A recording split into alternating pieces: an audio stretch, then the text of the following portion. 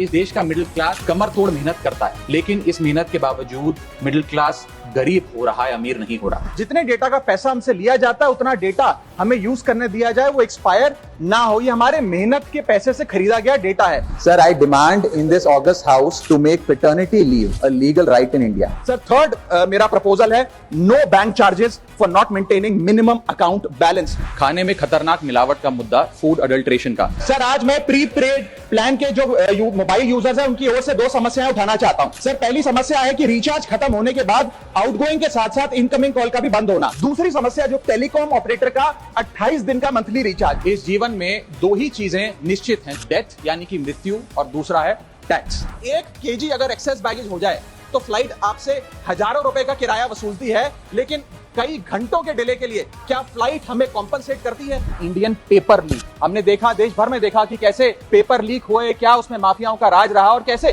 बच्चों का भविष्य आज अंधकार की कगार पे खड़ा हुआ है। क्योंकि एयर पोल्यूशन का सारा दोष देश के किसान पर मढ़ा जाता है। आज मैं उस किसान की आवाज उठाना चाहता हूँ। सरकार से मांग करता हूँ कि हेल्थ और लाइफ इंश्योरेंस पर कम से कम हम जीएसटी ना लगाएं। ये कोई लग्जरी गुड या लग्जरी प्रोडक्ट नहीं है। सर आज एयरपोर्ट्स पर खाना इतना महंगा है, क्या इस पर कोई रेगुलेशन नहीं होना चाहिए? क्या कोई अफोर्डेबल कैंटीन का मैकेनिज्म नहीं होना चाहिए?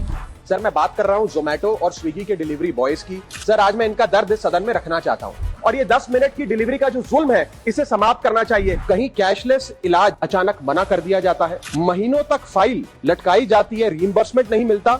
और आज मैं उन्हीं सिटीजन्स की जो टोल प्लाजा पे हैरेसमेंट फेस करते हैं, उनका मुद्दा आपके सामने रखना चाहूंगा कि फुल कॉस्ट रिकवरी के बाद भी टोल वसूला जाता है 20-20, 30-30 साल तक। जब आप बैंक को पूरे विश्वास के साथ अपना डेटा देते हैं, क्या बैंक आपके डेटा को सुरक्षित रख पाता है?